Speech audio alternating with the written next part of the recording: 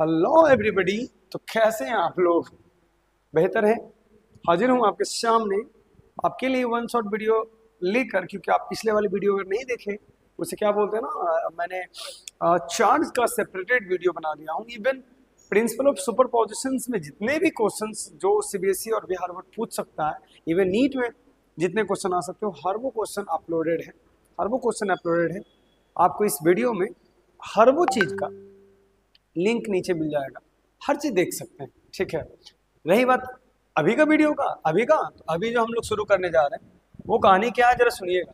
वो कहानी बहुत ही इंटरेस्टेड है, चूंकि बने रही है अभी से। कहानी एकदम एक एक करके आपको मूवी की तरह मैं आपको बताने जा रहा हूँ। बड़ा इंटरेस्टेड है, बात को समझिएगा। ठीक है। तो हमारा है पहला इलेक्ट्रिक फील्ड इंटेंसिटी जिसे हम लोग बोलते हैं। ठीक है। हम लोग कुछ वन शॉट में ही कुछ ऐसे करेंगे, ऐसे पढ़ेंगे कि वो हमेशा के लिए याद रहे। सिर्फ वन शॉट ही नहीं, सिर्फ बोर्ड ही नहीं। मेरा काम है कि आप सीबीएसई और बिहार बोर्ड में जो भी आपका जिस तरीके से क्वेश्चंस पूछा जाता है, आपका वो टॉपिक हर एक तरीके से क्लियर है और एक भी क्वेश्चन न छूटे। तो अभी अगर आप लगे हैं कॉपी और पेन लेकर बैठ गए हैं तो समझिए कि नैया पार है। इलेक्ट्रिक फील्ड का कहानी खत्म मैं कर दूंगा आज, हर वो चीज बता दूंगा जो आपके लिए एग्जाम में इंपॉर्टेंट है। ठीक है। तो शुरू करते हैं इलेक्ट्रिक फील्ड से। ठीक है। कॉन्सेप्ट ऑफ इलेक्ट्रिक फील्ड होता है, इंटेंसिटी होती क्या है। ठीक है। देखिए, नो डाउट किसी चार्ज से, मतलब अगर हम कोई चार्ज लेते हैं और एक और डिस्चार्ज लेते हैं, दूसरा चार्ज लेते हैं, इन दोनों चार्जों के बीच में फोर्स, ठीक है, फोर्स, इवन मास का भी एग्जांपल अगर लूं तो एक ए मास ले लेता हूं m1, ठीक है, और एक और मास ले लेता हूं m2। जरा गौर से समझना चीजों को, है ना। इसके बीच भी लगता है फोर्स, एक ग्रेविटेशनल फोर्स लगता है और एक जो लगता है इलेक्ट्रोस्टैटिक फोर्स लगता है। दोनों तरह का फोर्स की मैं बात कर रहा हूं। तो पॉइंट ऑफ ए है कि न्यूटन्स ने और कूलम्स ने, चार्ल्स ऑगस्टीन कूलम्स ने, नो डाउट आपको दो चीज बता दिया। दो चार्ज और दो मास के बीच लगने वाले फोर्स का magnitude as well as direction बता दिया। क्या बता दिया? Magnitude as well as direction बता दिया। नो डाउट एकदम इजीली बता दिया। लेकिन प्रॉब्लम क्या हुआ कि इस फोर्स का सोर्स हमें नहीं मालूम है कि इसका सोर्स क्या है, कहाँ से ये आता है। और हमें क्या मालूम था? न्यूटन्स ने बताया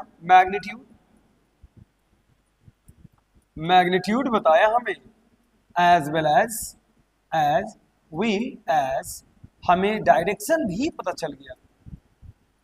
दिक्कत किस चीज की थी सर? तो हमें इस फोर्स का ये जो ओरिजिन है, ओरिजिन ही नहीं मालूम था कि आखिर ये बना कहाँ से। चलिए आपसे क्वेश्चन, क्या आप बता सकते हैं कि इस फोर्स का, चाहे ग्रेविटेशनल फोर्स ही हो या तो ये हो, क्या ओरिजिन है पॉइंट सोर्स? कहाँ से स्टार्ट होती है? आखिर कौन है जो फोर्स का मेन ओरिजिन बन रहा है? दूसरी बात कि यदि ठीक है, यदि ये ओरिजिन है, तो आखिर यहां से यहां तक फोर्स को ले कौन जाता? जैसे who is the carrier of force? Carrier, अब कोई एक ले जाने वाला है ना, ठीक है, कैरियर। ऐसा डाउट इसलिए आया क्योंकि यदि हम फ्री स्पेस में रखते हैं चार्ज को तो फोर्स की वैल्यू बहुत ज्यादा रहता है, यदि उसे किसी मीडियम में रखते हैं तो फोर्स की वैल्यू घट जाता है। दैट मीन्स कोई ना कोई ऐसी चीज जो है जो जो इन्फ्लुएंस होता है मीडियम के रहने पर। अगर जैसे कि चीजों को समझने के लिए साइंटिस्ट जो जितने फिजिशियन थे, उन्होंने एक्शन एट डिस्टेंस का कॉन्सेप्ट दिया, एक्शन एट अ डिस्टेंस का कॉन्सेप्ट दिया। ठीक है। बोला कि जो ये पॉइंट चार्ज है, जरा समझना मुश्किल से किसी टीचर्स को ये सब आता है, और मैं देखा हूँ कभी बताते हुए नहीं आता। वो फिजिक्स का मतलब लोग ये समझते हैं कि न्यूमेरिकल करा दो बच्चों को, बस यही फिजिक्स है। और जो जैसे जैसे डिराइव किया हुआ किताबों में, वैसे वैसे बच्चों को डेरिवेशन सिखा दो। डेरिवेशंस और न्यूमेरिकल्स को लोग फिजिक्स को पढ़ाना समझते हैं। मैं इवन आज तक यही देखा हूँ। लेकिन अगर फिजिक्स यही होता तो फिजिक्स के एग्जाम्पल तो का तो कोई महत्व भी नहीं रहा। बात सही है। अगर फिजिक्स को वाकई समझना है तो फिजिक्स से आपको इंटरेक्शन होनी चाहिए, लगाव होनी चाहिए, पढ़ाने वाले को भी और पढ़ने वाले को भी। इसलिए आपको मैं देखा हूँ कि मिलियंस ऑफ व्यूज लोगों के टीचर्स के हैं, लेकिन बच्चे उससे सिर्फ देख पाते हैं, सीख कुछ नहीं पाते हैं, सिर्फ देखता है क्या हो रहा है। उसे क्वेश्चन दो बनाने के लिए तो उससे बन जाएगा, लेकिन वाकई पूछो कि है क्या, तो उससे उसको ना कोई मतलब है, वो इवन बोलता भी कि हमको इससे क्या मतलब है। तो डेट्स रीजन है कि वो जब मेनली एग्जाम में जब वो बैठता है तो उसका कहानी ख़त्म है। वो जब क्वेश्चंस को सही तरीके से डिज़ाइन किया जाता है तो वो डील ही नहीं कर पाता है, बिकॉज उस चीज़ को वो समझा ही नहीं है। बस एक रिदम में उसे डेरिवेशंस और डेरिवेशन के नाम पर क्वेश्चन दे दिया गया है, वो एक तरह का क्वेश्चन बना लिया है और उसे लगता है चलो मुझे फिजिक्स आ गया। इवन टीचर्स को मैं देखा हूँ कि वो आया, डेरिवेशन सिखाया, पॉइंट ऑफ व्यू बात किया और कहा कि चलो मेरा काम हो गया, बाकी तुम समझो। इसे कहते फिजिक्स। लेकिन फिजिक्स अगर ये होती तो फिर तो इतने सारे किताब्स नहीं बनते, सब वैसा ही होता, सब पॉइंट बाय पॉइंट लिखा हुआ होता। नहीं, फिजिक्स का मतलब ही कुछ और है। लोग मतलब बदल दिए, टीचर्स जो होते हैं ऑनलाइन में ऑफलाइन में, वो मतलब बदल दिए फिजिक्स का। फिजिक्स का मतलब है कि जब कोई स्टूडेंट बैठता है तो वो सोचना चाहिए उसे। टीचर्स भी सोच में हैं और बच्चे भी सोच में, दोनों को दोनों सोच रहे हैं कि क्या और भी इसके रिजल्ट संभवतः पॉसिबल है। That is physics.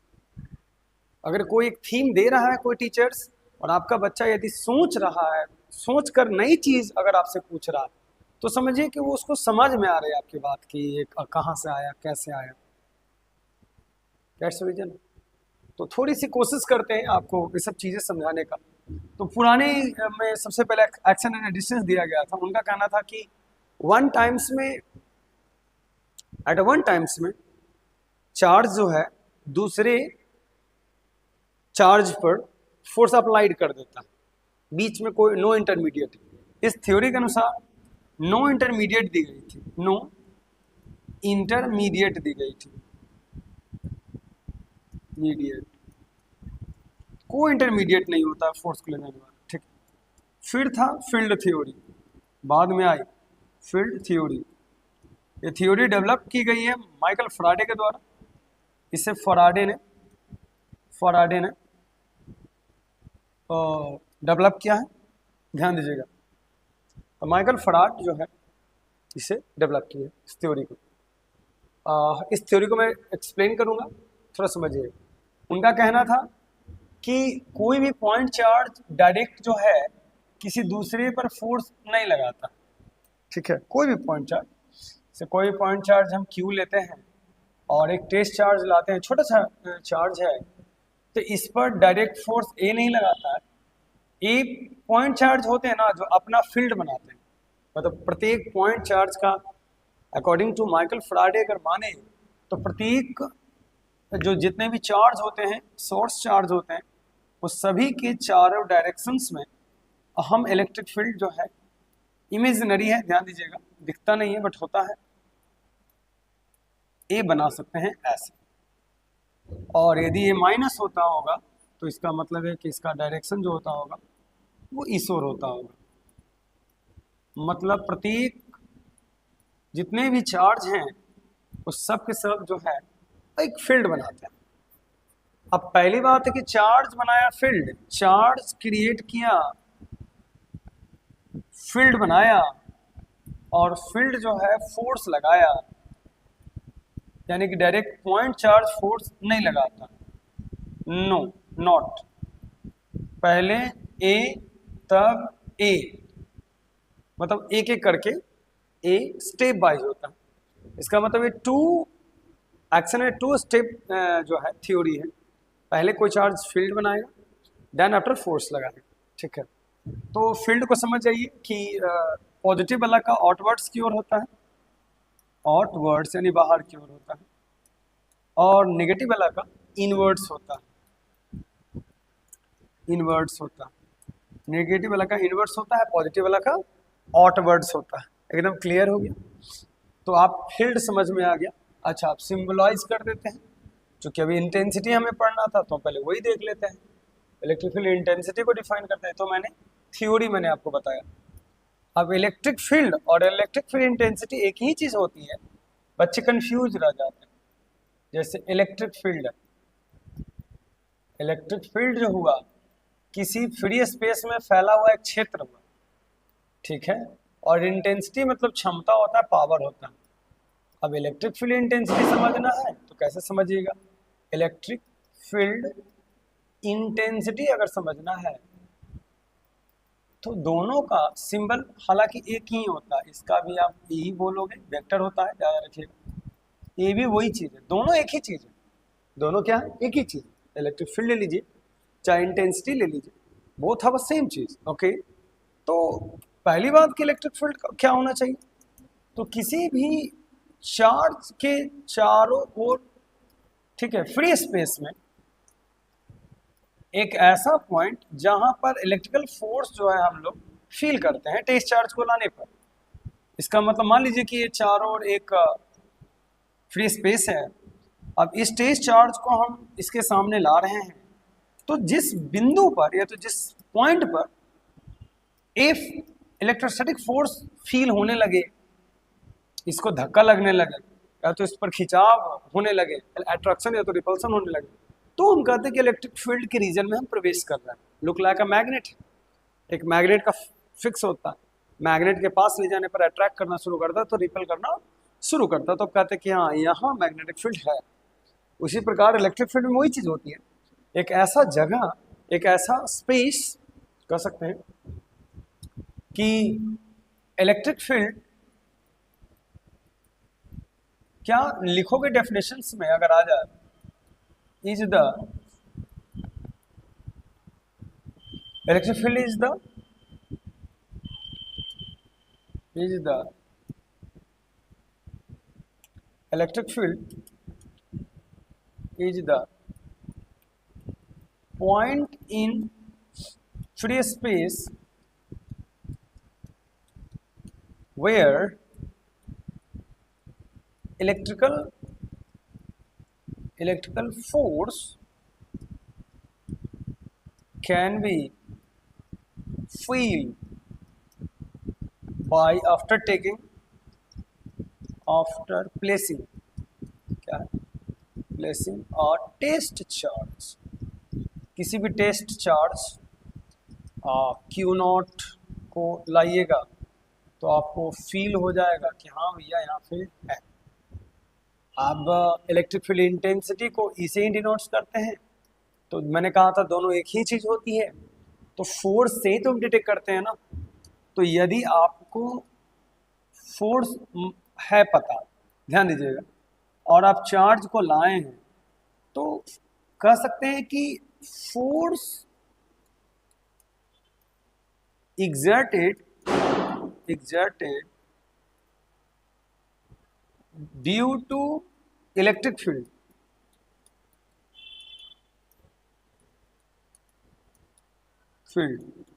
per unit test charge, मतलब कि force exerted due to electric field per unit on the per unit, या तो ठीक है उतना लिखने का better, per unit test charge. तो ये तो क्लियर हो गया ना कि ये फोर्स रहा और ये टेस्ट चार्ज रहा और ये क्या हो जाएगा, इलेक्ट्रिक फील्ड हो जाएगा। एकदम नीट एंड क्लियर बात कि आप यदि आप डिफाइन करना चाहते हैं तो मान लीजिए कि आपके पास 14 न्यूटन कूलम्ब है और 5 कूलम्ब का न्यूटन है, 5 कूलम्ब का आप टेस्ट चार्ज लाए हैं, तो आपकी जो इलेक्ट्रिक फील्ड की वैल्यू आनी चाहिए 8 न्यूटन पर कूलम आनी चाहिए। तो इससे प्रूफ होता है कि जो टेस्ट चार्ज का जो एसआई यूनिट होनी चाहिए, एसआई यूनिट जो होनी चाहिए वो क्या होनी चाहिए, तो होनी चाहिए न्यूटन पर कूलम होनी चाहिए, ठीक है, न्यूटन पर कूलम होनी चाहिए, जो अभी के लिए फिलहाल हम लोग लिख सकते हैं। लेकिन अगर ई का वैल्यू हम लोग आगे पढ़ेंगे तो डी वी बटा डी एल भी होता है, तो उस विचार से ई का होगा वोल्ट पर मीटर, तो ए भी चलता है। तो दो मेजर एसआई यूनिट इसका होता है, एक न्यूटन पर कूलम होता है, एक वोल्ट पर मीटर होता है। ठीक है, तो ये तो क्लियर हो गया। अब आपसे कई क्वेश्चन इसमें पूछा जा सकता है कि आप इलेक्ट्रिक फील्ड अगर दिया हुआ है तो फोर्स बटे चार्ज भी आपको मालूम है, तो फोर्स बराबर फॉर्मूला क्या होगा, तो ई क्यू लगा सकते हैं अगर इलेक्ट्रिक फील्ड मालूम हो। ये तो क्लियर पॉइंट है ना। और कितना अमाउंट में टेस्ट चार्ज आप लाए हैं, फोर्स और इलेक्ट्रिक फील्ड अगर मालूम है तो भी आप टेस्ट चार्ज की वैल्यू ला सकते हैं। बट हालांकि कांस्टेंट होता है तो इस पर कभी क्वेश्चन नहीं दी जाती, नो डाउट क्वेश्चन कभी नहीं दिया जाता, चलेगा। तो यदि मान लीजिए कि आपको अगर क्वेश्चन दिया जाता है, जैसे आपके लिए क्वेश्चन है कि हाउ मच, ठीक है, how much electrical force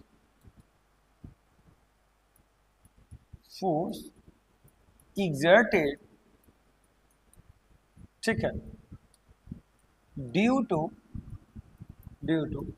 80 newton per coulomb electric field,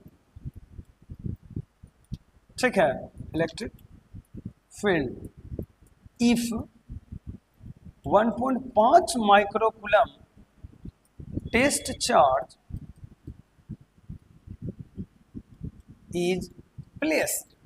अगर हम ऐसा कुछ करते हैं तो क्या होना चाहिए, ठीक है। आप यदि इसको बना सकते हैं तो वीडियो को रोक के बना लीजिए। ऐसा अगर क्वेश्चन अगर पूछ दे तो क्या करोगे, तो इलेक्ट्रिकल फोर्स बराबर होता है electric field multiply by test charge.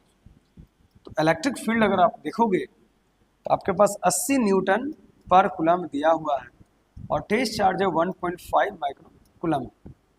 तो इसको अगर हम कूलम में बदलेंगे तो इसके ऊपर -6 कूलम लगाएंगे, कूलम से कूलम कट जाएगा और 15×20 से शायद होता है तो 120 होना चाहिए, क्योंकि 10 नीचे जाएगा तो 10 से कैंसिल आउट हो जाएगा, तो 120। और चूंकि फोर्स है तो न्यूटन का वैल्यू 120 न्यूटन फोर्स लगेगा। और भी चीज़ें हैं कि अगर मान लीजिए कि आपको फोर्स दिया हुआ है तो इलेक्ट्रिक फील्ड आपको निकालना है, फोर्स दिया हुआ है इफ 4000 न्यूटन फोर्स अप्लाइड, ध्यान दीजिएगा, applied on A alpha particles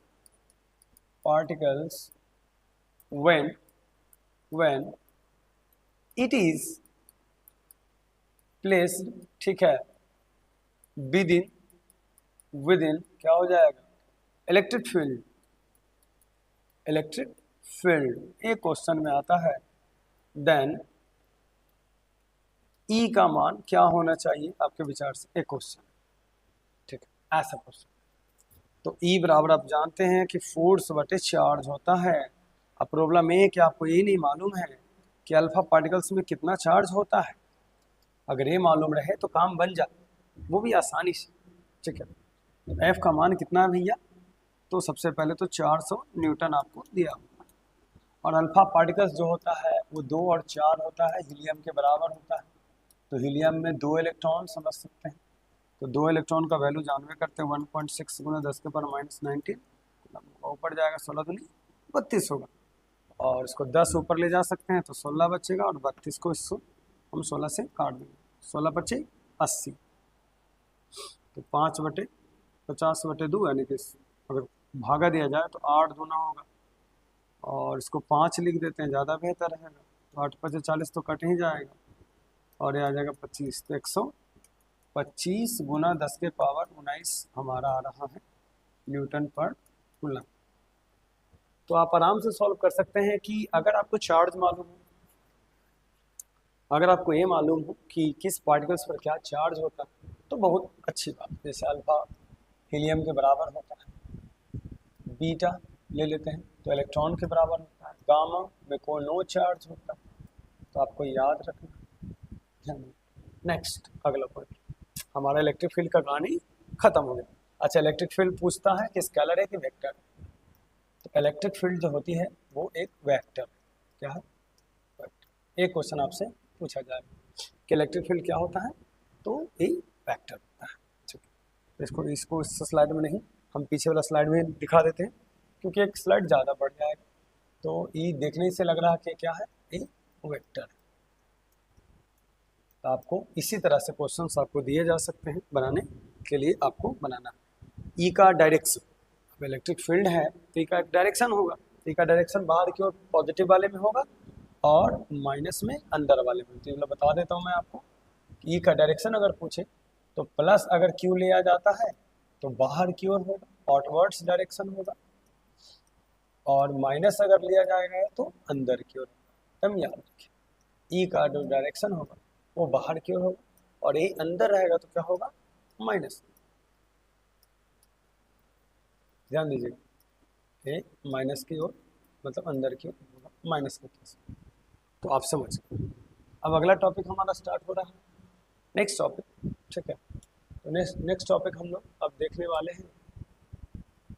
तो आइए, नेक्स्ट टॉपिक हमारा बहुत ही देखिए, electric field due to an isolated point charge. अब पॉइंट चार्ज के कारण जो है हम इलेक्ट्रिक फील्ड निकालते हैं। आइसोलेटेड, आइसोलेटेड का मतलब होता है कि बाहरी जो मीडियम है उससे कोई लेना देना नहीं है, जो भी है ध्यान दीजिए, बाहर से कोई लेना देना नहीं। ठीक है, तो मान लीजिए कि कोई आइसोलेटेड पॉइंट चार्ज है, इसके कारण तो क्यू है। ठीक है, इसके कारण यहाँ पर हमें निकालना है ई का वैल्यू निकालना है, यदि हमें हमारे पास डिस्टेंस दिया हुआ है। ठीक है, ओके, ये बहुत अच्छी बात है। क्यू कोई पॉइंट है आर डिस्टेंस पर, यदि पी पॉइंट पर अगर हमको निकालना पड़े, पी कोई बिंदु है जिस पर हमें निकालना है ई का मान क्या होगा, तो कैसे निकालेंगे। तो अगर हम कूलम्ब्स लॉ को याद करें तो काफ़ी हद तक हमारे लिए बेहतर होगा। अकॉर्डिंग टू कूलम्ब्स लॉ अगर लिखते हैं हम लोग, ठीक है, अकॉर्डिंग टू कूलम्ब्स लॉ लिखते हैं, कूलम्ब्स लॉ लिखते हैं। तो कूलम्ब्स लॉ के लिए हमें टेस्ट चार्ज चाहिए। मान लीजिए यहाँ पर हम एक टेस्ट चार्ज लाते हैं क्यू नॉट। ठीक है, जब तक हम क्यू नॉट नहीं लाएंगे तब तक इस पर फोर्स बाहर की ओर नहीं लगेगा। अब फोर्स लगेगा तो आराम से पता कर लेंगे कि क्या वैल्यू है। तो यदि क्यू नॉट लाते हैं तो फोर्स लगेगा, सिंपल सी बात है।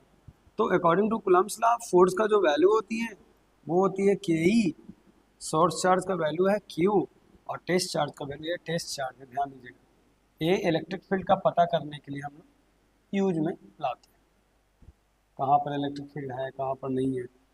तो ये क्यू नॉट हो जाएगा, ओके, और हमारा जो डिस्टेंस है वो आर स्क्वायर हो जाएगा। क्वेश्चन नंबर फर्स्ट, आराम से दबा, ठीक है।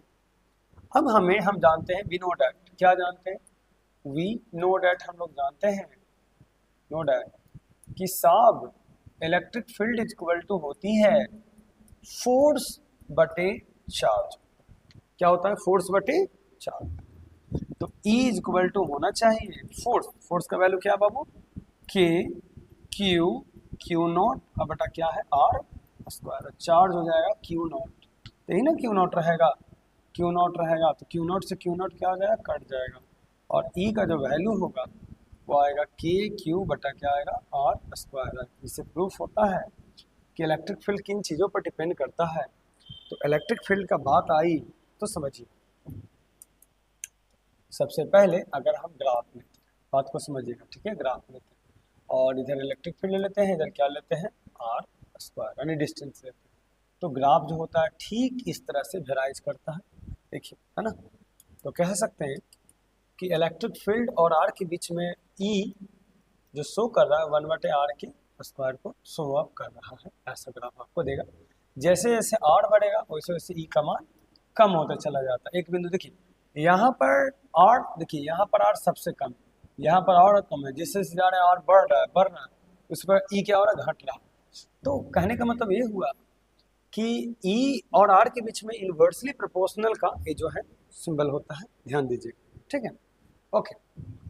तो ये तो आप समझे कि पॉइंट चार्ज के कारण जो क्यू पॉइंट होता है, जैसे जैसे आप दूर जाइएगा वैसे वैसे ई का मान क्या होता है, डिक्रीज होता है, घटते चला जाता है। एक वक्त ऐसा आता है कि 0 से भी छोटा जीरो, जीरो से छोटे तो नहीं होगा, जीरो के बराबर हो जाता है, ध्यान दीजिए, जीरो के बराबर।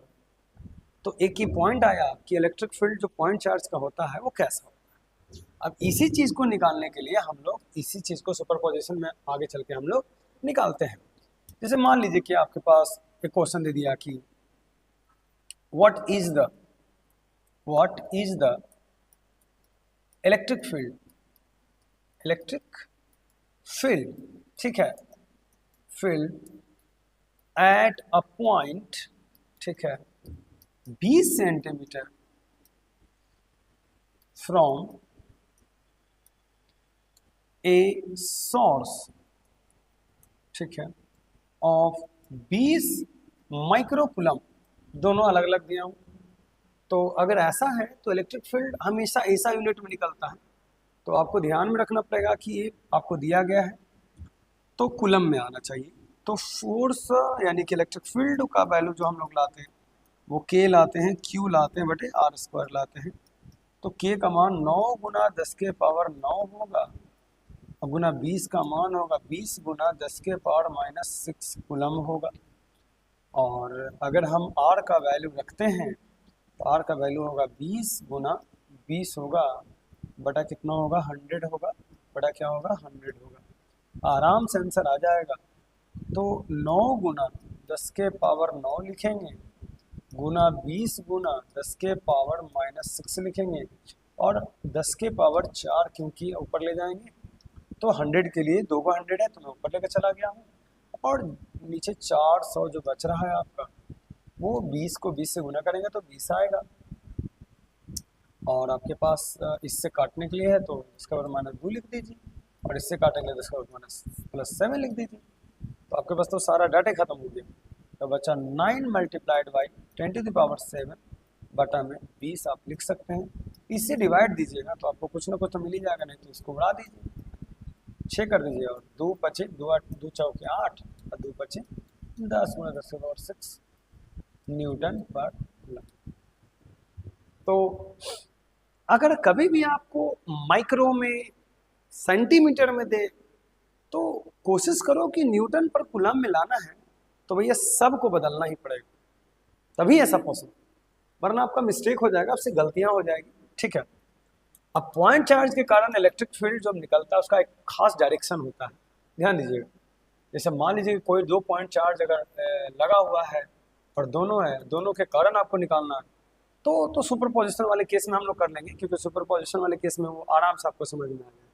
तो वेट होल्ड कीजिए, एक एक करके मैं करता हूँ।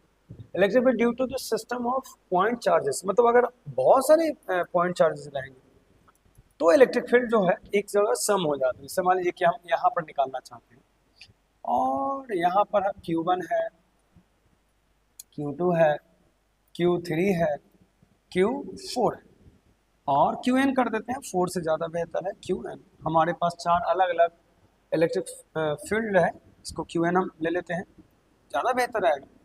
अब यहाँ पर देखिएगा कि सबका फील्ड है, अपना अपना फील्ड है, और ठीक है, इसके अनुसार क्या होता है कि अगर हम इसी में लगाएं electric field due to the system of point charges, तो इसका भी डाटा क्या होगा ना कि ये जुट जाता है, क्योंकि अगर पार्टिकुलर एक के लिए निकालिएगा तो भैया एक का होगा E1 तो दूसरा का होगा E2, बात को समझिएगा, ठीक है, इसका होगा E3 और इसका क्या होगा En हो जाएगा। तो अगर आप लाते हैं तो इसका थ्योरी क्या है कि the total electric field, the net electric field एकदम इजी वे में बता रहा हूं, the net electric field at a point, बात को समझिएगा, due to a system of point charges, बात को समझिएगा, इज इक्वल टू, क्या बोलेंगे, equal to the sum of individual electric मतलब प्रत्येक एक एक करके अगर हम जोड़ते हैं, प्रत्येक में एक एक करके जोड़ते हैं तो सब के बराबर होता है। लेकिन इसका मतलब इसका कहना है कि भैया ई नेट इक्वल टू होना चाहिए ना E1 प्लस क्या हो जाएगा E2 E3 और डॉट डॉट डॉट EN तक चला जाएगा। अगर आपके पास n है तो n तक चला जाएगा। आराम से आप ला दीजिए, कोई बड़ा बात नहीं है, एक एक करके ला सकते हैं। और ऐसा है तो ये तो अच्छी बात है कि ई नेट अगर लानी है तो हम E1 का मान रखेंगे तो जनरली KQ1 रखेंगे बटा आर स्क्वायर। अगर हम कैपिटल लेते हैं तो कैपिटल स्मॉल ही रख दीजिए, जो आप लिए वो रखिए, कोई बड़ा बात नहीं है। KQ2 है बटा क्या है आर स्क्वायर है, सम में तो वही होगा आर ए स्क्वायर होगा। अब ध्यान दीजिएगा कि आपका डिस्टेंस अलग अलग भी ले सकते हैं, आप अपने अपने अनुसार डिस्टेंस ले सकते हैं। R1 R2 ले लीजिए, ज़्यादा बेहतर आएगा। KQN RN का क्या हो जाएगा होल स्क्वायर। और अगर जोड़ना है तो ई नेट बराबर क्या जोड़ सकते हैं आप, के कॉमन ले लीजिए और बाकी सब आपका ऐड में जाएगा, समीशन में जाएगा। तो लीजिए सिग्मा लगा देते हैं, कुछ नहीं करना है, Q पर N रख दीजिए, ठीक है, R पर N रख दीजिए आराम से। R का मान 1 से शुरू कीजिए और N तक ले जाइए, ठीक है, R का मान 1 से शुरू कीजिए और यहाँ I रख दीजिए, ज़्यादा बेहतर है ना, R N की I रख दीजिए, I रखने में बेहतर जाता है। I स्क्वायर में I का मान 1 से शुरू कर दीजिए, आराम से सब जुट जाएगा। ये समीशन लगाने का तरीका है। और इस सब को जोड़िएगा तो आपको पार्टिकुलर आ जाएगा एक एक करके। अच्छा, सबसे नोट पॉइंट है ना कि एक चार्ज दूसरे के फील्ड को इंटरेक्ट नहीं कर रहा। हाँ, जोड़ने में भले काम देता है, ऐड कर सकते हैं, वेक्टर सम कर सकते हैं कि two charge will be not effect to each other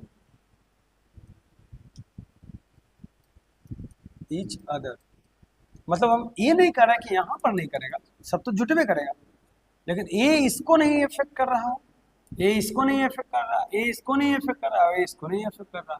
ये बात है, बोलना चाहिए ना कि इसको ये कर दे, इसको ये कर दे, नहीं, आप सिर्फ जो भी काम करना है यहीं पर जोड़िए, पॉइंट P पर जोड़िए। क्लियर हो गया? ध्यान दीजिएगा, ये सुपर पोजिशन में बड़ी काम का चीज़ है, आगे आपको काम देगा। चलिए, इलेक्ट्रिक फील्ड ड्यू टू क्या है, कंटिन्यूअस चार्ज डिस्ट्रीब्यूशन।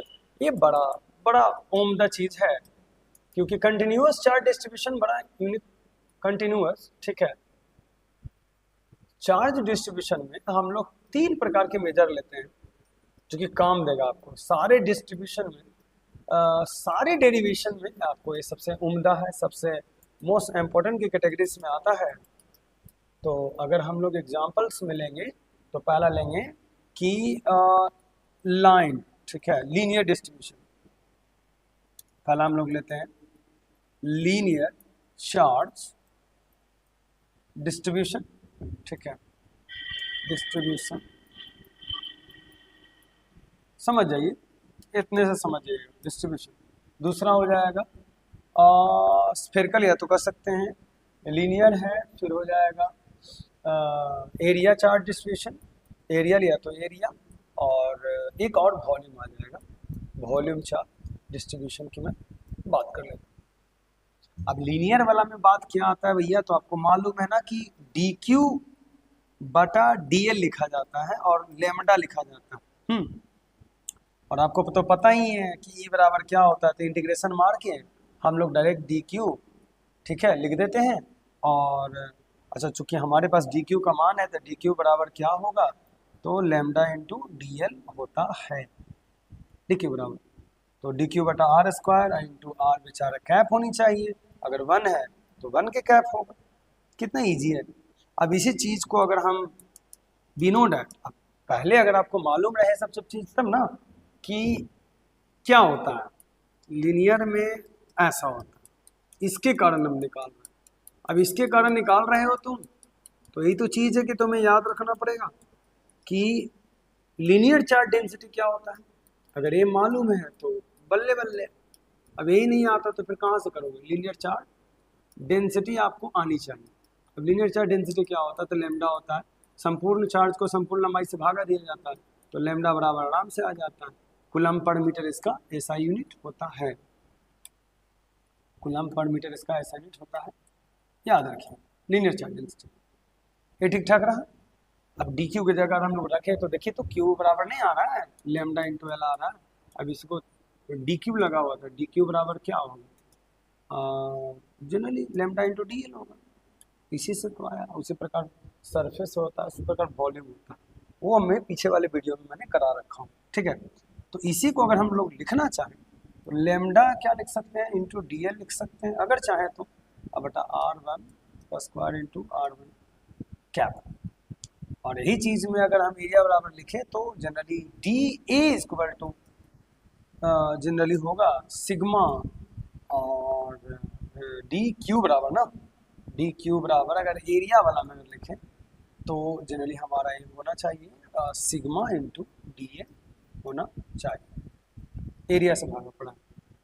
और वॉल्यूम वाला में होना चाहिए डी क्यू इक्वल टू रो होना चाहिए और डी भी होनी चाहिए, रो इंटू डी भी, क्योंकि अगर एरिया वाला में अगर भागा देंगे डी क्यू और डी ए से तो सिग्मा आता है सिग्मा, और डी क्यू बटा डी भी कर दें तो रो आता है। दोनों देख लीजिए आपका सेम टू सेम टॉपिक है ना।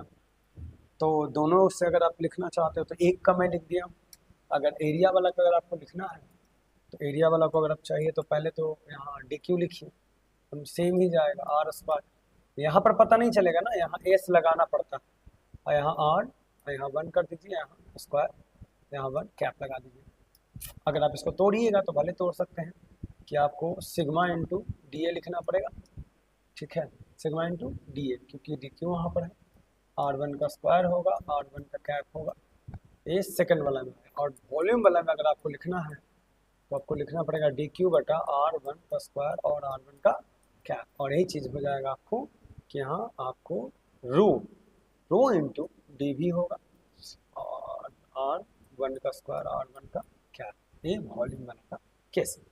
मैंने वॉल्यूम वाला लिख लिया तो आराम से समझ में आ गया कि वॉल्यूम से भी इलेक्ट्रिक फील्ड निकाला जा सकता है। और सबसे बड़ी बात कि जो भी फार्मूला है सब इलेक्ट्रिक फील्ड का, तो मैं तो यह लिखा ही नहीं, इलेक्ट्रिक फील्ड का लगा दीजिएगा तो इलेक्ट्रिक फील्ड आपको आ जाएगा।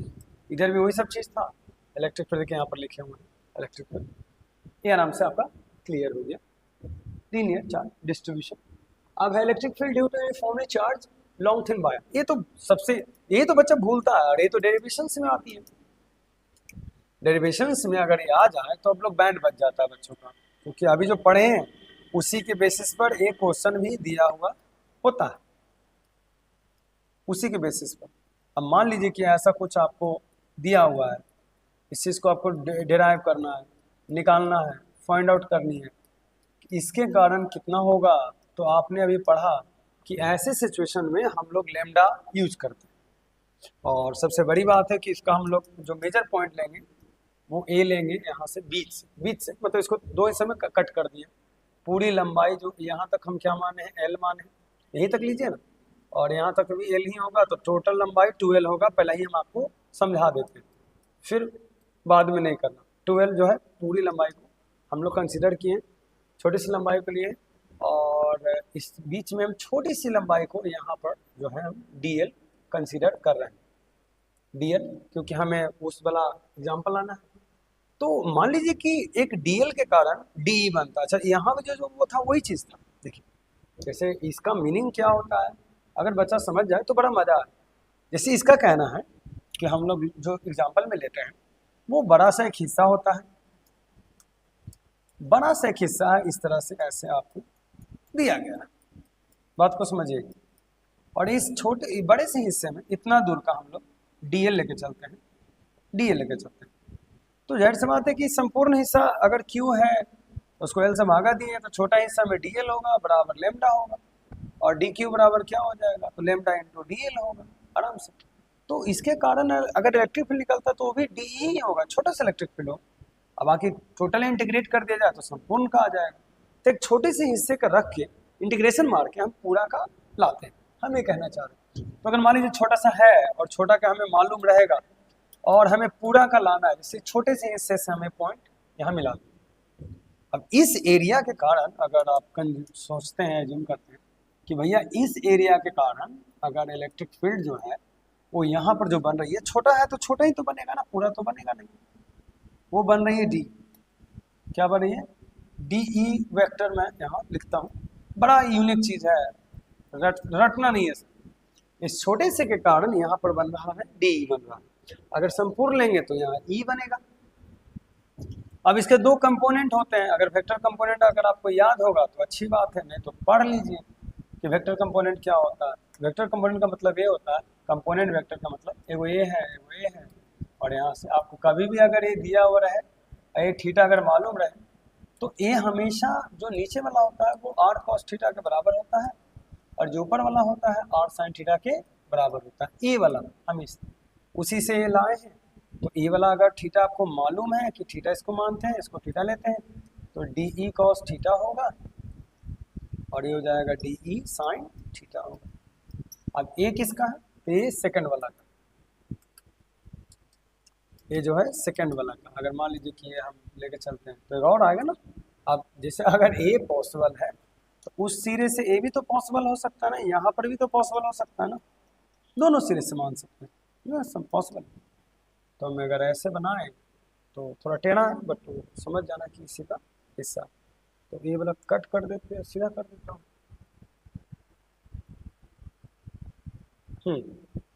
थोड़ा ठीक है, टेढ़ा लग रहा होगा बट सही है। हाँ ये भी अल्फा ही है, तो ये भी हम लोग थीटा ही लेते हैं, सब सारा थीटा बराबर लिए, इसके बराबर वो, इसके बराबर ये, सब चीज लिया गया। अब ये भी जो है इसको मैं हटा देता हूँ तो ज़्यादा बेहतर रहेगा। तो अगर आप मानोगे ये भी तो डी ही होगा, और डी डैश मान लीजिए, क्या दिक्कत। तो डी ई डैश क्या हो जाएगा, साइन थीटा। और एक और आएगा ना इसी पर सेम टू सेम आएगा, जो D E dash cos theta ही रखेगा। अब ये तो काट देगा क्योंकि एक दूसरे का उल्टा है, तो जुटेगा ये दोनों, ठीक है। तो ये रहा हमारा पहला फिगर्स का डेरिवेशन जो मैंने इसमें डिराइव करा हूँ, और अब इसको डिराइव करेंगे तो इसको छोटा करना पड़ेगा हमें। चलिए इसी फिगर को यूज करेंगे, इसलिए हम इसे छोटा कर दिए हैं। चलिए, तो पहली बात की जो परपेंडिकुलर वाला जो केस था वो कट गया, तो हमारा जो बचा तो बचा डी बराबर बचा, डी बराबर बचा। तो देखिए इसको जोड़ना है हमें, तो डी बराबर हमारा बचा, तो उसमें भी हम लोग क्या लिखेंगे। अब डी का फॉर्मूला होता है ए ऐसा, और उसमें भी डी बराबर कितना है भाई, तो हमें डी ई कॉस क्या है, कॉस क्या है थीटा, ए बचा हमारे पास। हालांकि दो को आप मान सकते हैं, लेकिन ए को लेते हैं फिर दो को उससे मल्टीप्लाई करेंगे तो आंसर आ, ध्यान दीजिएगा। हम एक ही को लेके चलेंगे, फिर दो से गुना कर देंगे तो यहाँ भी दो ले सकते हैं आप, तो सेम आंसर आएगा। अब ये आप जो देख रहे हैं डी कॉस थीटा का वैल्यू जो देख रहे हैं वो क्या है, अब हमको तो संपूर्ण डी लाना है, तो इसी को हम क्या करेंगे कि ये जो डाटा हमारे पास है डी कॉस थीटा, उसको इंटीग्रेशन मार देंगे तो हमारा आंसर आ जाएगा।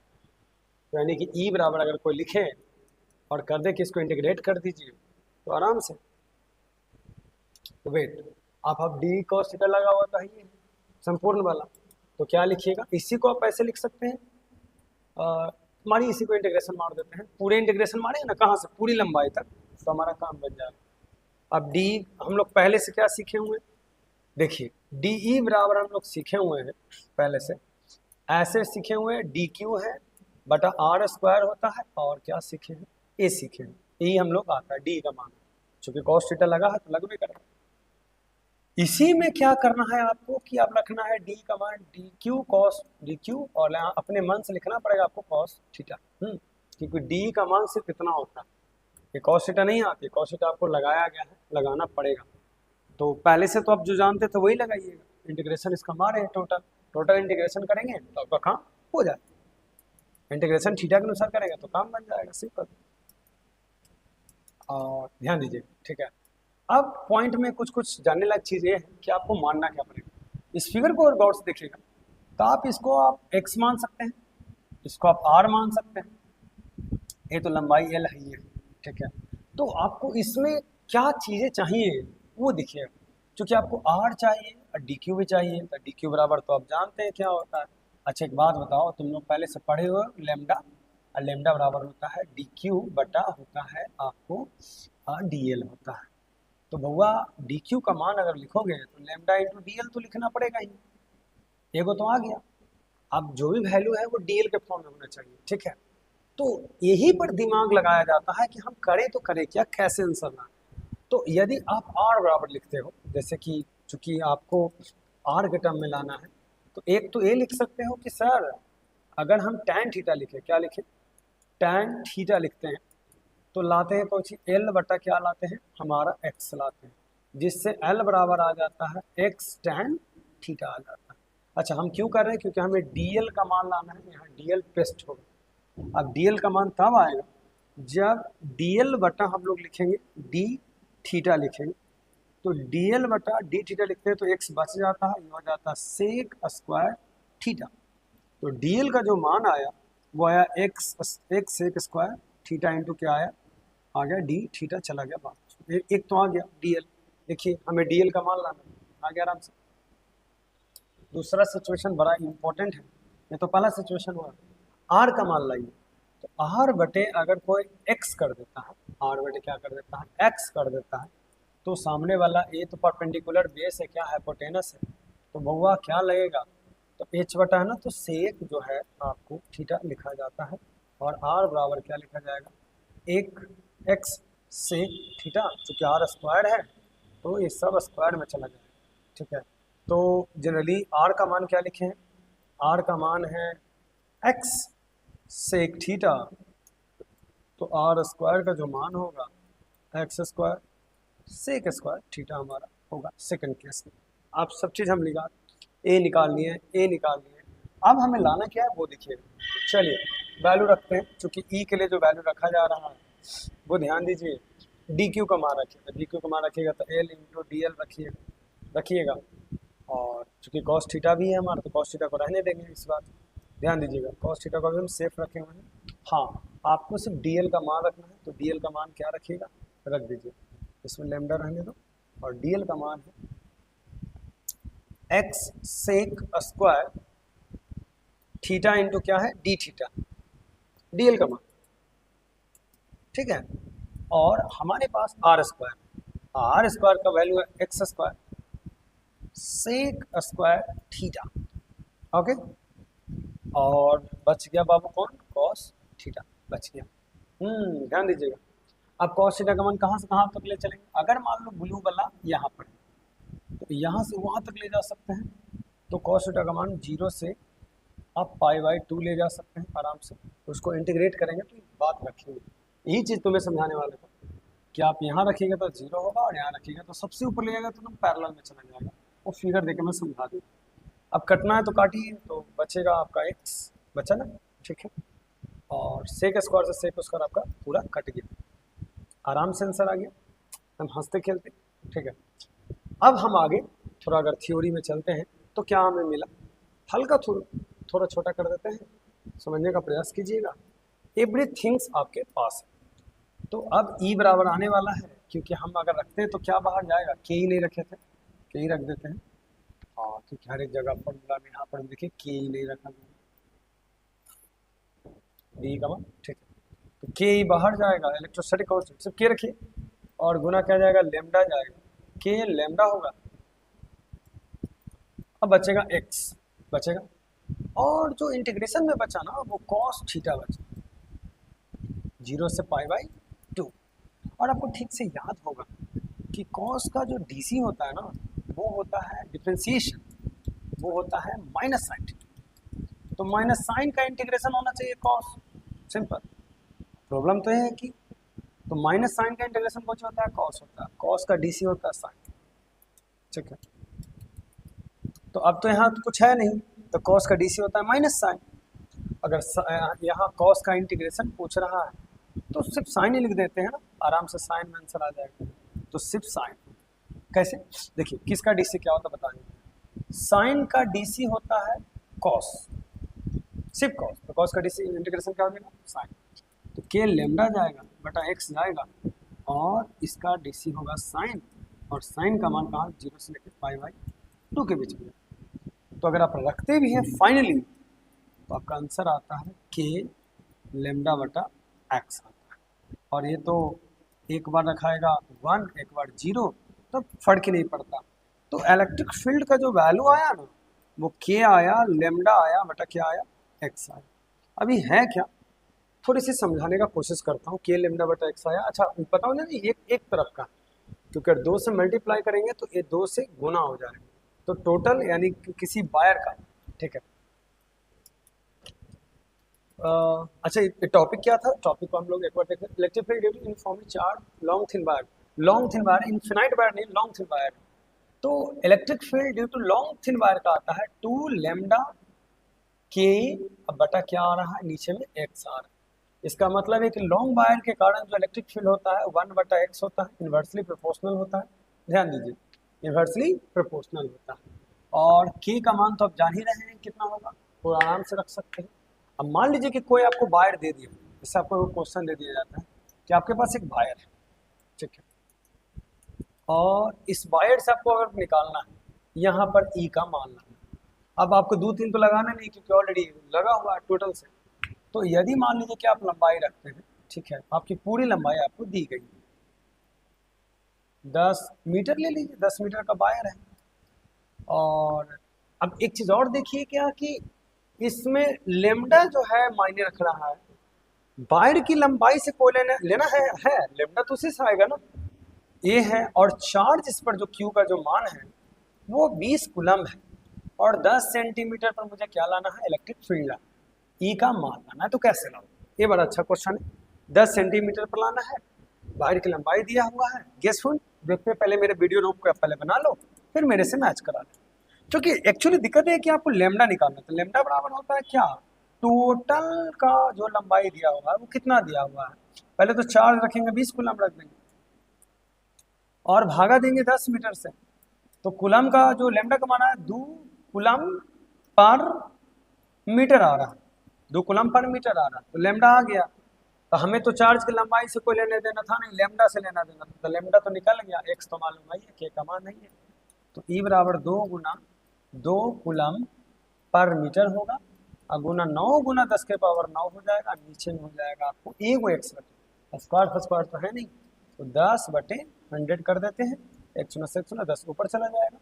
तो ये जो आंसर होना चाहिए 2 दूनी 4, और ये 10 हो जाएगा, तो 9 चौके 36 होगा, गुना 10 के पावर 10 न्यूटन पर कूलम होना चाहिए इस विचार से। तो एक चीज़ तो बहुत फायदेमंद चीज़ है कि यदि किसी वायर, लॉन्ग वायर से अगर आप निकालना चाहते हैं तो ईजिली आप निकाल सकते हैं, बट ध्यान देना है कि आपको वो 2 से मल्टीप्लाई होना चाहिए, और लेमडा आपको निकालना पड़ेगा। लेमडा का जो मान है, अब यही चीज़ अगर एरिया वाइज दे दिया जाए, वॉल्यूम वाइज दे दिया जाए, तो उससे भी आंसर आ जाएगा। हाँ, तो कई तरीके हैं लाने का, या बिल्कुल सही है। जैसे आप चाहें तो आप गोल वाले से इससे भी ला सकते हैं, वॉल्यूम वाले से भी आंसर ला सकते हैं, बस आपको डिस्ट्रीब्यूशन मालूम होना चाहिए आराम से, और इंटीग्रेशन मार दीजिए। लेकिन ये जो है क्रिटिकल तब हो जाता है, क्योंकि इसी के लिए तो हम लोग फ्लक्स का डिफाइन करते हैं, ताकि उतना क्रिटिकल नहीं हो। मतलब कि हम चाहें तो लॉन्ग जो फिनाइट वायर होता है उससे जो आंसर लाते हैं, वो हम डीसी लगा के इंटीग्रेशन करके हम लोग इसके केस में भी ला सकते हैं। लेकिन इसके केस को ईजी बनाने के लिए फ्लक्स का निर्माण किया गया। इलेक्ट्रिक फ्लक्स ज़्यादा आसान कर देता है चीज़ों को, ध्यान रखिएगा, ठीक है। अब हम आगे की थ्योरी में चलते हैं, चूँकि ये हो चुका है, तो अब ये अगर देखें अगला में, तो नेक्स्ट क्या है वो देख लेते हैं। अब इलेक्ट्रिक फील्ड ड्यू टू है क्या है, चार्ज रिंग है। चार्ज किसके, रिंग, तो रिंग वाला बात है। अब रिंग है तो ये भी वैसा ही होता है, इसको हम 3D व्यू में ले लें तो ज़्यादा बेहतर हमारे लिए रहेगा। इसकी बात किया जा रहा है, ठीक है।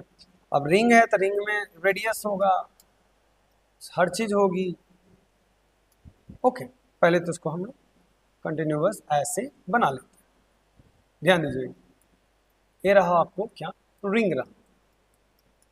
ध्यान से समझिएगा चीज़ों को, बड़ी इजी है, बस थोड़ा सा दिमाग लगाना पड़ेगा आपको, बस उससे ज़्यादा आप मत लगाइए।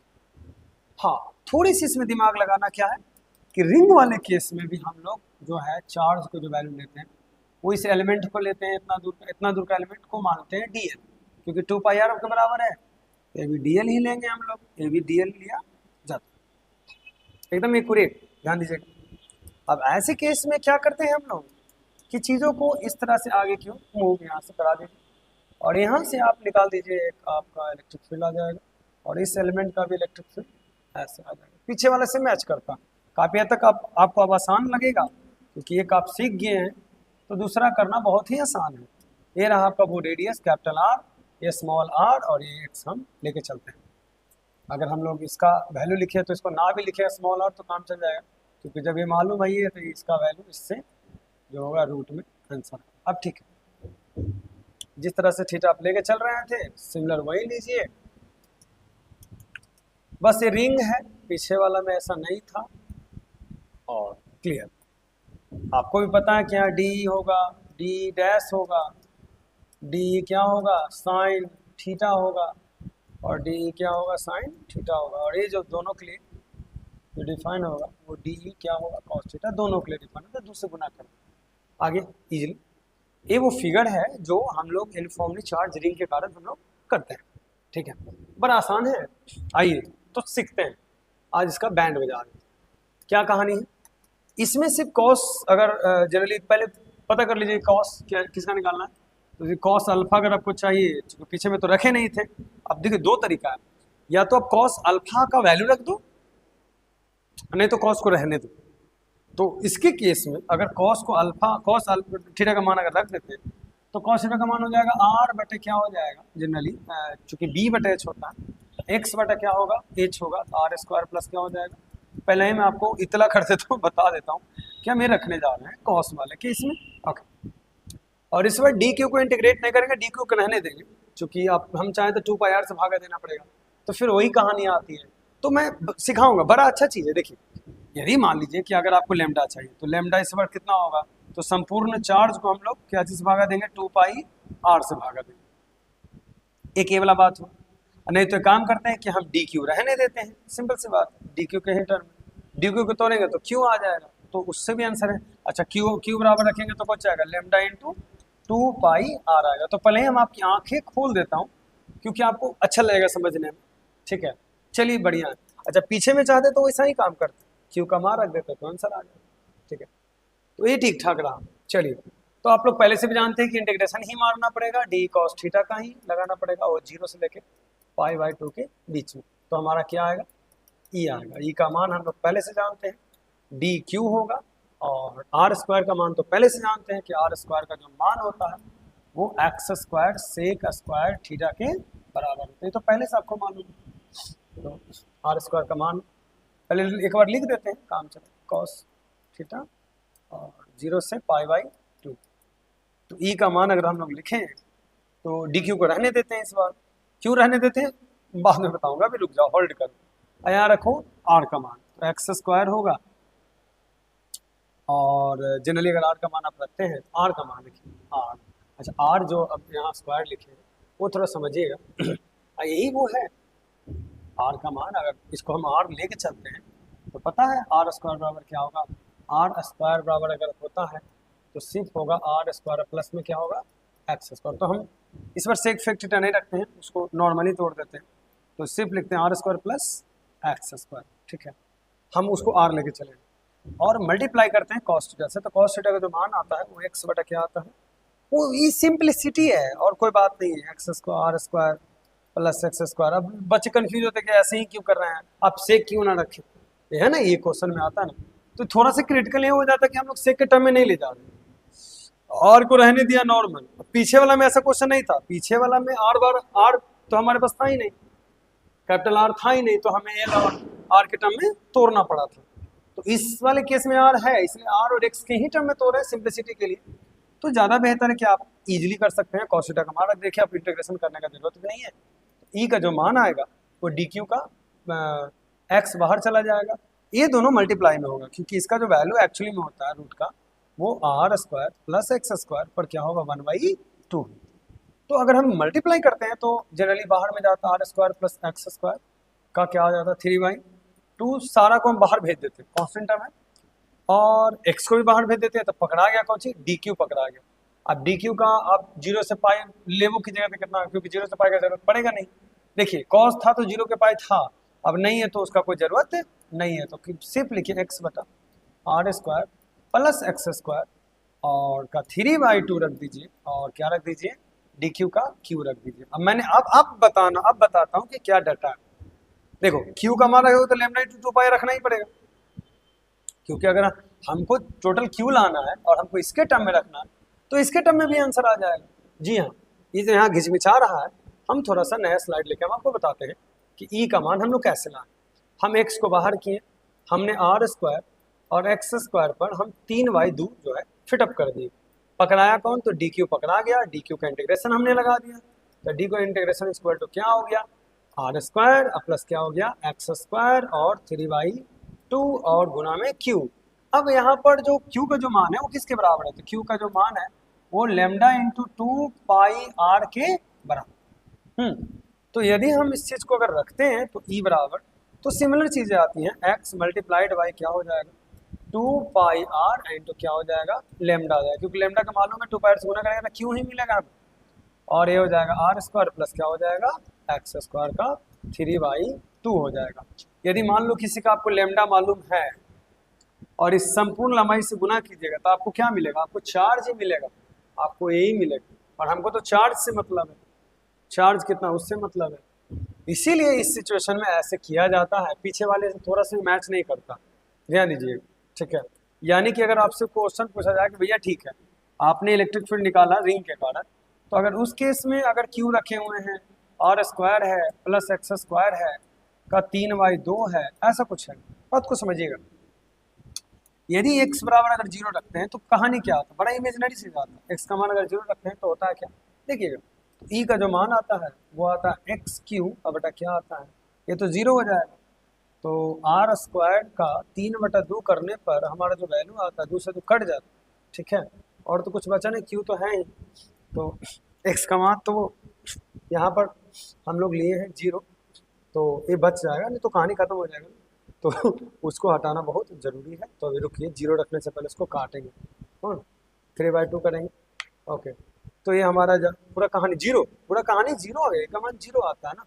तो एक चीज़ बड़ी यूनिक बात आता है कि रिंग के कारण जो हम लोग यहाँ पर जो इलेक्ट्रिक फील्ड निकालते हैं ना उसका मान 0 आता है, बड़ा यूनिक बात है, अभी सोचने वाली बात है, तो 0 आ रहा है ना, ये इसका मान 0, तो पूरा कहानी खत्म हो जाएगी। रिंग के कारण जो सेंटर पॉइंट पर जो चार्ज आता है वो 0 आता है, ये आपसे क्वेश्चन पूछा 0, ठीक है। और उसके बाद अब बात आती है कि अब रिंग था तो जो डाटा थी यहाँ पर, यहाँ की मैं बात कर रहा हूँ, जैसे अगर आप एज्यूम करोगे, मैं इस पॉइंट की बात कर रहा हूँ, यहाँ पर जो होना चाहिए वो इलेक्ट्रिक फील्ड क्या होना चाहिए वो 0। तो रिंग के कारण मैंने आपको निकाल के दिखा दिया, तो कहानी खत्म है, ठीक है। और भी चीज़ें आप एग्जांपल में ले सकते हैं। अब आगे बढ़ते हैं, वेट, हाँ अगर स्लाइड आगे पीछे हो गया तो बहुत ज़्यादा दिक्कत होगा, इसलिए हम थोड़ी सी ध्यान दें। चलिए अब अगला पॉइंट हमारा आ रहा है electric field of uniform charge disc के कारण हम लोग ये चीज़ लेके चल रहे हैं। डिस्क आप समझते हैं क्या होता है, रिंग के जैसा होता है, बट थोड़ा सा इसमें आप एग्जाम्पल में बढ़िया से आप सोच सकते हैं। वेट, यहाँ से लिए हैं और यहाँ से इसको ऐसे एज्यूम करें, वेट, ओके, ये रहा आपका डिस्क, और इसमें थोड़ा सा और छोटा लेना पड़ेगा, वेट, ये रहा आपका डिस्क बन गया।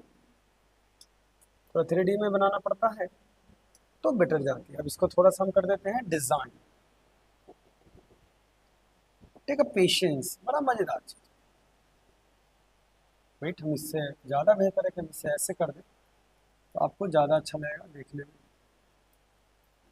हाँ या दिस इज ये डिस्क बन गया, ओके, ये डिस्क बन गया। तब तक कमेंट कर दो कैसा लग रहा है, हाँ मज़ा आ रहा है पढ़ने में, मैं तब तक डिस्क बना रहा हूँ, ठीक है, ओके, ये रहा डिस्क, ओके। अभी है क्या, तो डिस्क रही मतलब ये ऐसा डिज़ाइन का नहीं होता एक्चुअली में, जो हम बनाए हैं वो छोटा सा एरिया में हम चार्ज अभी कंसीडर कर रहे हैं, मतलब चार्जेबल पूरा है। ये जो डिस्क होनी चाहिए वो ऐसा है, चार्जेबल ये पूरा है। हम इसको डेरिवेशन मारने के लिए हम जो है वो एक छोटा सा ए एरिया हम लिए हैं, बाकी हम पूरी को कर रहे हैं। कितना आएगा ये डिस्क जो है, ऐसा नहीं है कि पूरा नहीं, उसका दूसरा कलर हम कर देता हूँ, आपको बिलीव हो जाएगा। ये बाकी रिमेनिंग वाला जो पार्ट हुआ ना, वो जो है वो भी चार्ज ही है, बस समझाने के लिए छोटा सा एरिया लिया जाता है। यही बात तो आपको नहीं आती है, बस आप बस रट लिए, अगला समझा दिया, आप रट लिए, कहानी खत्म हो गया, ऐसा कुछ। तो ये तो पूरा लग रहा है आपको, समझ में आ गया, ठीक है। अब यही चीज़ हम बनाने नहीं चाह रहे थे, घिसभिजा गया तो अब पॉसिबल ही नहीं है, ठीक है। तो देखते हैं ट्राई करके, अगर मिट जाए तो अच्छी बात है। तो मैंने क्या बताया कि चार्ज जो है वो पूरे में है, वाह मिट गया, चार्ज जो है वो पूरे में। मैं इसको तो दे सकता हूँ, लीजिए, ये ठीक है, ध्यान दीजिए। अब ये तो मैंने कहा कि पूरा चार्ज है, लेकिन अब छोटा सा एरिया लिए हैं, तो स्टार्टिंग में डेरिवेशंस के लिए मान लेते हैं फॉर पर्पस ऑफ डेरिवेशन कि सेंटर से इसकी जो दूरी है वो ये वाला जो एरिया आप देख रहे हैं वो आर, और संपूर्ण बड़ा वाला कितना लेगा, कैपिटल। तो ए वाला जो है वो कैपिटल आर है, और ये वाला जो है स्मॉल आर हमने माना। तो ये तो ओ है, ओ से सेंटर से चल रहा है, तो दो को आपको लिया जाता है, ठीक है। और इसका जो एरिया होगा, ए हम लोग एरिया जो लेंगे वो ए, और एरिया बराबर क्या होता है, पाई आर स्क्वायर। कितना प्यारा चीज़ है, क्योंकि जैसा है तो सर्कल है तो पाई आर स्क्वायर ही होगा। अभी हटा दो। अब से सिमिलर सिचुएशंस बनती है, तो जरा बातों को दिल पर ना लेके आइए, जरा दिमाग से काम लेके चलते हैं कि अगर मान लीजिए कि अगर आप ऐसा कुछ बना रहे हैं और ऐसा कुछ बना रहे हैं, ठीक है, शायद छोटा है तो आपको दिख नहीं रहा होगा, तो मैं एक बार और जो है इसी पर बना देता हूँ, और उतना बड़ा नहीं तो थोड़ा सा बड़ा ही कर देते हैं तो बेहतर रहेगा। इसको थोड़ा बढ़ा देते हैं, बीच से लेते हैं, एक पूरा हम कंसिडर करते हैं, और यहाँ पर बना देते हैं हम आपको क्या, ऐसे ऐसे ऐसे, और ये रहेगा इस तरह से ऐसे, और इसका एक वो पुराना वाला ही कहानी सब आर स्क्वायर। और हाँ, अब पॉइंट ऑफ व्यू ये आता है यहाँ पर थोड़ा देखने वाला कि इसका स्मॉल आर स्क्वायर होगा और एक्स स्क्वायर होगा, इस बार थोड़ा ध्यान दीजिए। आर हम पुटअप करेंगे इसमें, क्योंकि इसमें एक्स देखिए हम स्मॉल आर लिए हैं, और कैपिटल आर का भी यूज नहीं कर रहे हैं। ये जो आप देख रहे हैं कैपिटल आर है, उसका भी यूज नहीं कर रहा, वो हम पुटिंग द वैल्यू में रखेंगे तब गेन हो जाएगा। फिगर्स को जूम अगर करूँ तो हम आपको जूम करके थोड़ा फीलिंग दे देता हूँ कि मैं क्या कर रहा हूँ इस फिगर में, जरा ध्यान से देखिए। लीजिए, तो ये डिस्क है, ध्यान दीजिएगा, ये डिस्क है, यहाँ तक के एरिया को हम आर लिए हैं, क्योंकि हमें लेना चाहिए यहीं तक का बेटर रहेगा। फिगर ना बनने कारण मैं थोड़ा ऊपर बढ़ा दिया हूँ, तो यहीं तक का पानी तो ज़्यादा बेहतर रहेगा, क्योंकि रिंग है ना। तो ये अभी बहुत बड़ा एरिया नहीं है, छोटा है, तो बीच में भी रखेंगे तो उतना फीलिंग नहीं लीजिएगा। अब बच्चे फिर तो पूरा ले लिए सर, है ना, तो यहाँ से भी तो लेंगे तो आर ए डिफाइन होगा, तो ठीक है आप ले के चलिए। अब इसको अगर ये डिफाइन हो रहा है, आर पूरा अगर हम ले रहे हैं, तो आर को अगर बढ़ाएंगे तो संपूर्ण का आ जाएगा, ठीक है। तो इस वाले में आप कंफ्यूज ना हो, ठीक है। ये बहुत छोटा होता है ना, ये इतनी सा लिया जाता है और ऐसे डिफाइन किया जा रहा है। तो अगर आप मानो ये जो ब्लू वाला है ना, ये इतना बड़ा दिख रहा है, माइक्रोस्कोप से बड़ा करके ये दिख रहा है, तो आप इसे क्या समझोगे कि यहाँ ले यहाँ ले, इससे कोई फर्क नहीं पड़ता है। तो दिल पर ना लें आप, फीलिंग ना लेना है। हाँ, अब ये जो देख रहे हैं वो एक्स डिस्टेंस है जो पॉइंट चार्ज कर लिया गया, और एक छोटा सा आर है जो कि आर स्क्वायर एक्स स्क्वायर करके हम यहाँ लिखे, ध्यान दीजिए, ठीक है। बाकी सारा चीज़ वही है, बस आपको बस ध्यान देना क्या था कि फिगर को समझना था। चलिए सारा काम हो गया, अब इसको ऊपर ले जाते हैं, क्योंकि डेरिवेशंस में बहुत सारे टॉपिक हमें मालूम होने चाहिए। आइए, इसके लिए आपको थोड़ा सा दिमाग लगाना पड़ेगा कि यदि आपको एरिया दिया हुआ, पाई आर स्क्वायर आपको दिया हुआ, तो अब यदि डी ए बटा डी क्यू बटा, यदि आप करते हैं डी ए, तो पहले तो डी ए निकालना पड़ेगा ना, सॉरी, डी ए बटा डी आर अगर आप करते हैं तो 2 पाई आर आपको आ जाता है, और डी ए का अगर मान लाते हैं तो 2 पाई आर इंटू क्या आता है, डी आर आ जाता है, 2 पाई आर इंटू डी आर आ जाता है। ये बहुत अभी तक का सबसे प्यारा चीज़ यही है जो आपको निकालना था। और अगर आप लाना चाहते हैं सिग्मा तो डी क्यू बटा, आपने सीखा है कि साहब डी क्यू बटा क्या होता है, डी ए होता है सिग्मा के केस में। अब डी क्यू बराबर अगर लिखिएगा तो सिग्मा इंटू क्या होगा, डी ए ही तो होगा ना, और डी क्यू का जो मान अगर होना चाहिए तो सिग्मा इंटू आएगा 2 पाई आर इंटू डी आर। झकास आया डी क्यू का मान, एकदम आराम